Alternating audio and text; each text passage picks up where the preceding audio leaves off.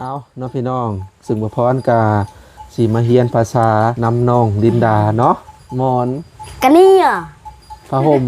อาเยน้ำไส้เดอะไซน้ำกินเดอะงอย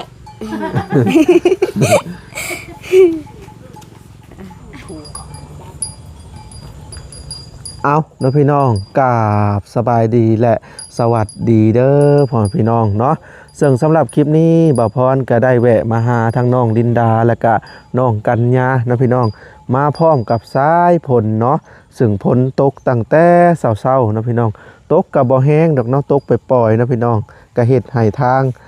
หมื่นเนาะซึ่งบ่าวพรขับรถมากาพระราชเตินเนาะพี่น้องบางอย่างนี่มากะบ่ได้พ่อทั้งน้องๆเนาะพี่น้องคิดว่าเพิ่นไปใช่เด้เนาะแล้วบ่พรก็เลยแวะไปหาทางบ้านน้องไก่ทองเนาะพี่น้องแล้วเห็นเพิ่นมาพอดีเนาะ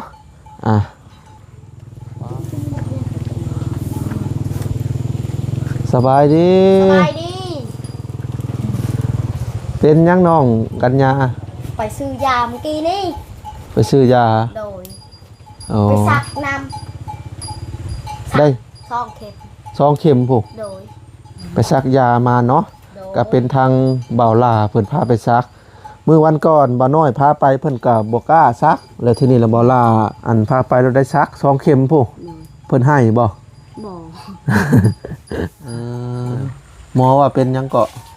หมอกวดแล่แต่หมอบอกว่าได้เป็นไข้เป็นแค่ไออ้ายมาบางอย่างนี่คือบ่เห็นคอยกระป่าไป5 เฮ็ดเฮ็ดโดยเฮ็ดยังอะนะเฮ็ดดินได้ลายบ่ล่ะป้าได้หน่อยนึงได้พอกินบ่โดยสบายดีเป็นป้าสบายดีจังพ่อจังบ่เห็นเนาะโดยเพิ่นไปหาเฮ็ดตอนนี้แกงบ่โดยแกงยังมาเดี๋ยวไปเบิ่งเฮ็ดเพิ่นก่อนพี่น้องบ่หลายปานใดจ้ะแต่ก่อนน้องดินดาก็เคยเข้าโรงเรียนบ่โดยเคยเข้าอยู่ห้องใดห้องป ห้องป .4 พุ่นโดยเขียนชื่อตัวเองเป็นอยู่บ่โดยเป็นเขียนชื่อข่อยได้จ้ะบ่าวพรเขียนดูสระอ้าวใส่ตัวบอไม่เอกสระอาตัววอหันเขียนกับบางทีก็ได้คำเขียนนี่ได้เนาะโดยอันนี้เฮาเว้าเป็นตัวเลยมันคำนวณยากเข้าก็เคยเข้ายุ่งเห็นแต่ว่าก็ออกพอแม่ตายเขียนซื้อตัวเองก็เป็นอยู่อยากเข้าอยู่บ่โรงเรียนสมมุติว่ามีผู้ให้เข้าก็ยากและยังอันนั้นเนาะได้ยังซ้ำที่เขามันก็ยากเด้ถ้าเข้าป .3 เนาะโดยหรือว่ารัดเข้าป .4 บ่ป .4 หรือป .5 ระวังนี่แหละบ่อยากให้รัดแล้วอยากให้เข้ารุดในใจว่าพรอยากให้เข้ารุดลงอีกอยากให้เจ้าเข้าป .1 ป .2 เรียนตัวกตัวคใหม่บ่ได้สำคัญนะว่าเฮาสิเรียนป .5 ป .ยังมันสำคัญที่คุณภาพการเรียนนะคือน้องนี่ยังบ่อยากเก่งภาษาลาวปานใดเริ่มต้นป .2 ใหม่แต่ไปเรียนอยู่เวียงพุ่นตอนนั้นตอนไปนำแม่ค่ะไปเรียนอยู่นำเวียงโดยแต่แม่อันเป็นเจ็บในท้องก็เมื่อก็ว่าได้เข้าเรียนตอนไปเรียนอยู่ป .4 อยู่เวียงหันเป็นเด้เป็นเบิดอ่านก็ได้แต่ว่ามันก็ลืมบ่โดยมันหลายปีแล้ว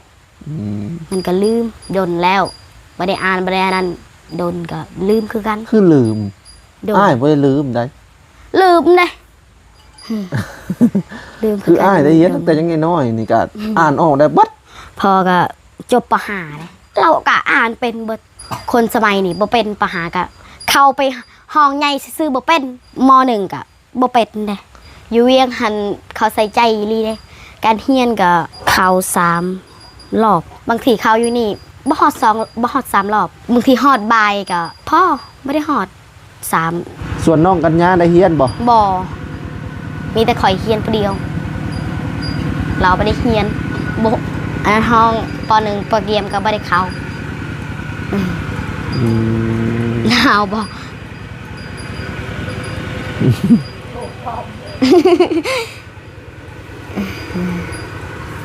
เจ้า52 ปีเนาะโดยสักยา2 เข็มตำบิดเพิ่นให้เพิ่นว่ายานมันเจ็บเฮาบ่ได้เจ็บดอกคือหมดกัดเพิ่นก็ซักบัดอันพอผ่านไปหลายชั่วโมงพุ่นแล้วจังสิไปปวดเนาะโดย น้องลินดานี่ก็เคยบ่สักยา โดยลายแหละ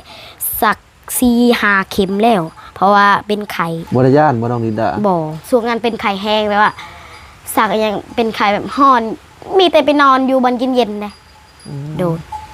พอไปสักยา4-5 เข็มก็หาย เออ สักเลยสักเลยก็หาย แสดงว่าเป็นไข้สูงเนาะ โดย แต่ว่าใส่สโลมนี่บ่เคยจักเทื่อ สโลมก็คือข้าวน้ำเกลือนะพี่น้อง บ่เคย เอานะพี่น้อง ตอนนี้ทางน้องลินดา น้องกัญญา และผู้เป็นป้า เพิ่นกำลังจะกินข้าวเนาะ คือสิเบื่อแล้วเนาะปิงกงปิงไก่ โดย กินอยู่ปิ้งไก่บ่แม่นบ่กิน แต่ก็ แต่ เปลี่ ก็ ยน เปลี่ยน เม เม นู นู เนาะ กินดุๆกะเบื่อคือกัน จะกินข้าวผัด อยากกินข้าวผัดดิฉันบ่เข้าใจ ต้มนี่นะ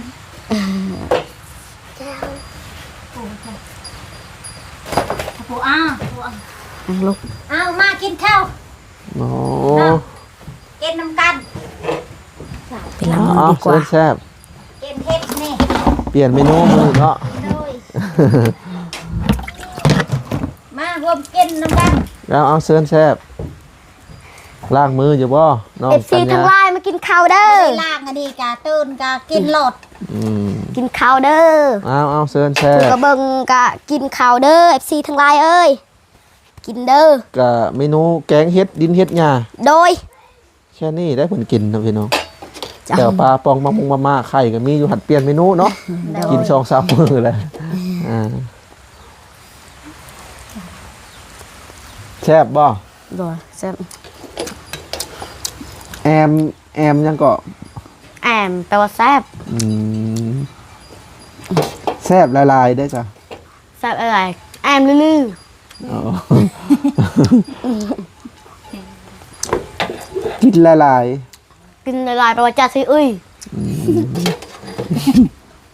ผู้เป็นป้าก็เป็นกินล่ะ ป้าบยาก บ่ยาก โดยให้ลานกิน ฝนตกก็ยังเกี่ยวข้าวว่าอยู่นาเจ้า โดยยัง มันเกี่ยวบ่ฝนตก เผื่อเขาว่าคันเพ่นไม่ได้ตกกับมือนี้แหละแล้ว เอาเลยไวเนาะบัด ไว้ คือว่าแล้วเนาะผ่านไปจากมื้อเลยตั้งแต่ทางทีมงานทำมาหากัน3-4 มื้อนะเนาะ โดย อ่าแซ่บได้แกงเห็ด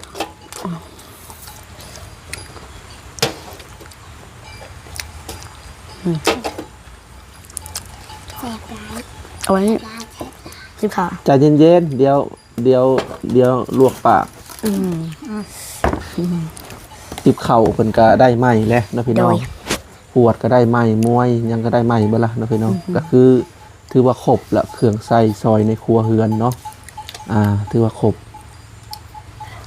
จังใดก็ขอบบุญขอบคุณผู้ใจดีสนับสนุนเข้ามาเนาะขั้นตอนต่อไปก็ทางซุมเฮาเนาะก็สิทำการขอซื้อที่ดินนะพี่น้องขั้นตอนต่อไปมีแต่ว่ากำลังรวบรวมเงินคำอยู่ตอนนี้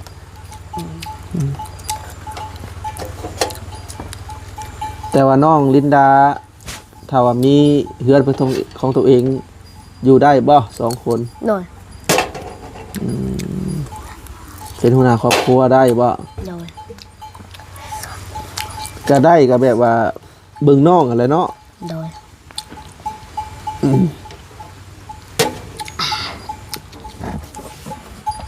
เอาเนาะ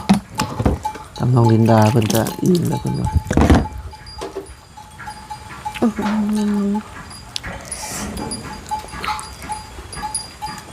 อายปะในเอ็มปิด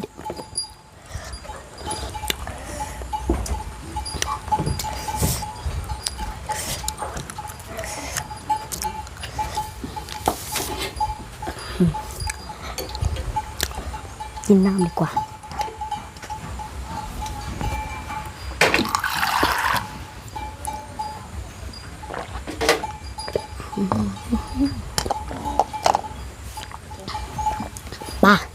ป้ามึงหันมันหัว น้ำหัว มันแตก กระทุกแตก น้ กระตุกแตกมันหูมัน ต้องใส่มันสะท้อนเนาะ โดย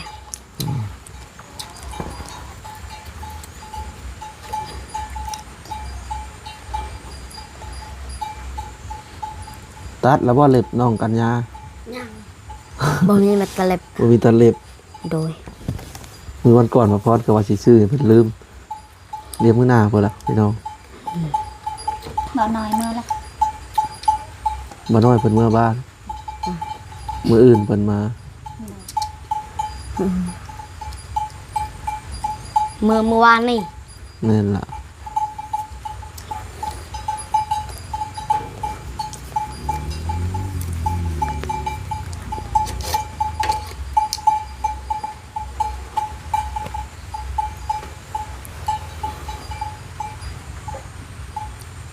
ผมเพิ่นยาวเนาะน้องกัญญา โดย เพิ่นบ่ตัดซอยออกบ่สะ บ่ ส ให้ ม ตั อ ด ยู่ ให้ตัด เพิ่นบ่ให้ตัด โดย อืม เพิ่นเอาไว้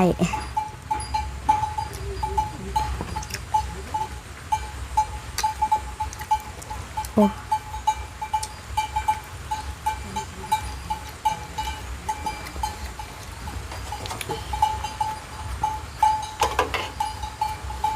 ให้ตัด เป็นยังมักผมยาวบ่บ่น้องกัญญา ไปตัดแล้ว คือยังยาวอยู่นะสระผมอยู่บ่ เมื่อวานนี้รถสัก สระบ่ โดย หาบ่ได้หวีบ่จัก บ่ได้วี บ่มีวีบ่ บ่มีวี บ่มี เอาแล้วหวีก็บ่มีพี่น้องเอ้ย บ่ได้หรอก บ่มีอันนี้บ่ โดย โอ้แท้จุดชุมนี่มีบ่เขาเจ้าขาย มีแล้วบ่ได้ซื้อ บ่มีเงิน มันก็บ่ มื้อหน้า มี สิ เลย ซื้อมาให้ซะพวกหวีเนาะ โดย แล้วก็พวกมิตัด แล้วก็มิตัดเล็บบ้านเฮาห้องต่างไกลตัดเล็บ กันไก่ปลายไก่ เนาะอืม แต่กันเด้แต่กัน บ่ผู้เป็นป้าอัน เวลาข้าวบ่มีก็ย่านกินแล้วเนาะ บ่ ข้าวถ้าข้าวบ่มีนี่ ข้าวบ่มีปลาก็บ่ได้กิน อืม ปลาบอกว่ากินโลดล้าน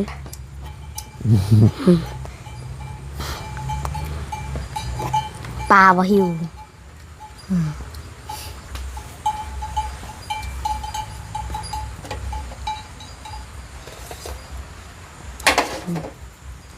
กินเด้อ เอาเนาะพี่น้อง ซึ่งบ่พรกาสิมาเรียนภาษานำน้องลินดาเนาะก็สิถามเพิ่นเนาะพี่น้องก็เครื่องใช้ในครัวเรือนนี่แหละศาสตร์ภาษาบ้านเจ้าเอิ้นจังไดน้อง ยา ปูเป้ร ศาสตร์ตัวนี้ได้ โดย ยาว่ะ เสื้อนอนได้จ้ะ ซื้อนอน เห็นงาน ซื้อนอน ฮะ ซื้อนอน หมอน กันเนี่ย ผ้าห่ม อาเยะ มุ้ง มุ่ง มุ้งก็เอิ้นมุ้งบ่ โดย อืม มุ่ง น้ำใส่ เดอะไซ น้ำกิน เดอะงอย ถ้วย ฮะ ถ้วย ตะงาน ตางา ตะงาน บ่วง บ่วง คูก ฮะ คูกใส่น้ำเลยนะ คุ อ่ะ ครู โอ้กะละมัง กะละมังจังไดก่อนกะละมังอะเกยกะละมังกะ กะกะละมังเนาะ กะละมัง เพราะว่ากะละมังเฮากะ มัน สมัยผู้ที่ใช้ภาษายังบ่ทันมีกะละมังเด้ โดย แต่ว่าคูกนี่มี โดย ยินยายบ่พรเราว่าก ะละมังนะ คูกขี้ซีก็ยังมีได้ข้าวสารเป็นคือกระตายแล้วก็ทาขี้ซีนี่หมากกล้วย มะกล้วยเกลียด หมากเขียบ มะเขียบมะเขียบกับมะเขียบนะ หมากงิ้ว มักเงวมักเงวนี่นั่นเกิดมักเงวอีหยัง บ่เคยเห็นมักเงว หมากเขาเจ้ามันเป็นนวลนุ่นๆเขาหยัดสนอนหั่นเด้ รวนอรวนเฮดา หมากคาม มะขามปิ้น หมากม่วง มะม่วงเงาะ หมากกระทัน มากระทันมากระทัน อืมแล้วก็หมา อาจอ หมาน้อย อาจอแก๊ด หมาใหญ่ อาจอปืด หมูน้อย อาลี หมูใหญ่ อาลีปืด อ๋อเป็ด เป็ดเตี้ยดอก เตี้ยแก้เตี้ยปื้ดบ่ โดย ไก่ได้จ้ะ ไก่รวย ตรวย รวย ด้วย รวย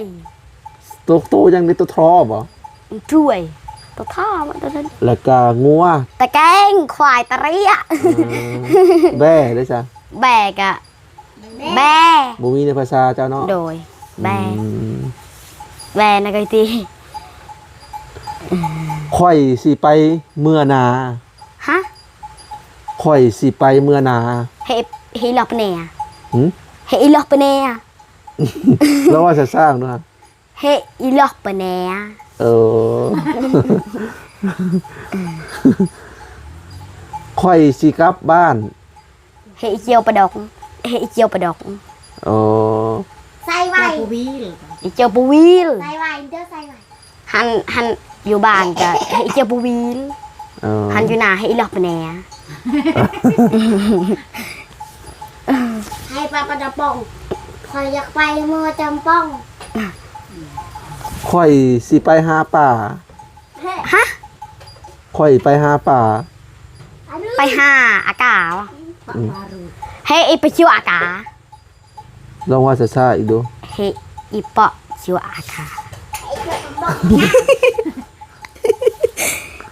ข่อยไปเลี้ยงควาย เฮอีปะเกะตะแกเฮอีเปาะเกะตะเรีย อืมข่อยสิไปเลี้ยงงัว เฮอีเปาะเกะตะแกง คำว่าเหนี่คือข่อยสิไปหยังประมาณนี้เนาะ โดย อืมก็คือทางบ่พรอยากฮู้ภาษาจุเพิ่นนะพี่น้องก็คือบ่พรมาอยู่เขตที่นี่ก็น่าจะ6-7 เดือนก็ถือว่าได้หลายคำเติบบ่พรจำได้ก็คือปะเละเปาะนะพี่น้องก็คือเพิ่นว่าสิไปไสเนาะ โดย น้ำนี่ก็ฮู้บ่แหละนะพี่น้องเดอะไส้เดอะงวยอีหยังประมาณนี้ แล้วก็อีกอย่าง อยู่ อีก ปีหนึ่งก็หูเบิดเลย แต่พวกเขาเคยอยู่นี่ก็ มันง่าย บ่ได้ยากเนาะ โดย เพราะว่าบ้านก็อยู่นี่ บ้านเกิดก็อยู่นี่ก็ เพราะว่าเกิดมากับพ่อแม่ว่าให้พังแล้วเนาะ โดยก็ เอาเลย หู เออคำว่ารถนี่บ่มีเลยเนาะในบ้านแต่เนาะ ฮะ รถก็คือเอิ้นรถคือกันเนาะ บ่อ รถไปตะบนรถ ฮะ ช่างว่าเมื่อรถหันไปหันตะบนรถไปตะบนรถ แต่เบิดรถบ่มีรถ ว่าบ่มี บ่มีรถก็ว่าตะเบินรถ อืม เออ เนี่ยโดนก็ว่าประจายดังประชาใจเลย อ่ะ อันนี้ก็มาแต่ไทยก็บ่ฮู้จักเลยคนเราถึงนะมีแต่ว่าคนไทย บอกแต่ภาษาไทย ไผ อันนี้ก็ลืมแล้ว โอ้น้องคนนี้บ่ โดยภาษาไทยก็พอเป็นอยู่บางส่ว น้อง น กัญญาล่างกระโตกเอิ้นว่าจังได๋ล่ะ เรือกระโต้เรือกระโต้ เออเชี่ยอีดังปลา ก็ ไห คือ นะ เพิ่นเป็นบ่ได้พี่น้องเอ้ยล่างถ้วยล่างบวงอายุนับแต่5-6 ปีนี่เพิ่นก็ฮัดให้ล่างนะ เรือกนี้อะไรปืนเปิงฮะล่างนี่ปืนเปิงอยู่ไหนอยู่เนาะ อืม ล่างแบบประหยัดเพิ่นว่าเนาะพอ ล น้ำ อยออดไปแล้วนี่ได้ดังปลายแล้วเลยสัดแจ้งในหลักตีเหรอหายปลายบรูในกีตาเข้าใจตอนนี้ นี่ตีลังมา ตอนนี้อีตันตีก็ปลายแล้วนั่นเลยเหรอจ้ะ แต่ว่าเพิ่นเว้าภาษาเพิ่นไว้เด้อพี่น้องเอ้ย เว้าเรียนละแลดถ้าเว้าภาษาลาวแล้วก็อยากติดขัดนี่ ไม่อยาก มันเว้าคนเดียวในเป็น ภาษาลาวแต่ วิชาลาวนั่น อะไรอยู่ ไวนะ อยู่แบบอยู่ลายมันอาย เห็นบ่ โดยไม่อยากว่าว เว้าภาษาเพิ่นน่ะแลดๆได้ทางน้องกัญญาก็ได้เห็นอยู่เวลาเพิ่นเว้าเบื้องหลังอะเนาะ บัดเพิ่นเว้าในกล้องเพิ่นก็บ่อยากเว้าเพิ่นเว้าภาษาลาวแล้วอายบ่ โดย หรือว่าเว้ายาก ว่ายากจะนำเพลินนั่นแหละมาจากกัน เฮาบ่เคยเว้าเนาะ ลิ้นอยากแข็งแน่ ยากนะไอ้ดอกไอ้ดอก กินน้ำเขาเอิ้นว่าจังได๋ฉันน้องลินดา หวยเด้อ ห่วยเด้อห่วยเด้อ หวยเด้อเลยตะรัง ห่วยเดอะคือกินน้ โดย ำห่วยเดอะจาโดย จะ โดยกินข้าวห่วยเดอะนี่กินน้ำ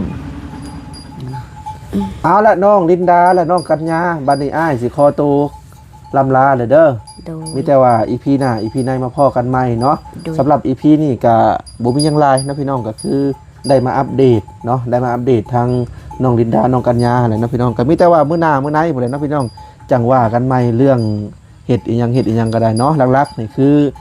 สมทบซื้อที่ดินเนาะพี่น้องตอนนี้ทางซ่องบ่พรก็กำลังสมทบอยู่เนาะซึ่งมื้อวันก่อนทางซ่องบ่ลาเพิ่นก็เข้ามาสมทบอยู่เนาะพี่น้อง2 ล้านเนาะและมื้อวันก่อนก็ทางบ่จิตนํเนาะก็พอดีเป็น4 ล้าน ประมาณ4 6 7 8เนาะพี่น้องประมาณ8 ล้านนี่แหละเนาะ โดย แล้วก็ว่าจะขอเพิ่นเนาะพี่น้องถ้าว่าได้ซื้อที่ดินปุ๊บทางทีมงานเฮาก็อยากรวมไม้คือว่าอะไรนะพี่น้องอยากเฮ็ดเฮือนให้เพิ่นเฮ็ดก็ประมาณ9 เสานี่แหละโดย พอให้เพิ่นอยู่เนาะก็ติดๆกับป้ากับลุงเพิ่นนี่แหละเนาะพี่น้องเพิ่นอยู่ใกล้กันเนาะแล้วก็น้ำบาดาลหลักๆเนาะพี่น้องน้ำบาดาลนี่ก็โอ้สำคัญหลายเลยนะพี่น้อง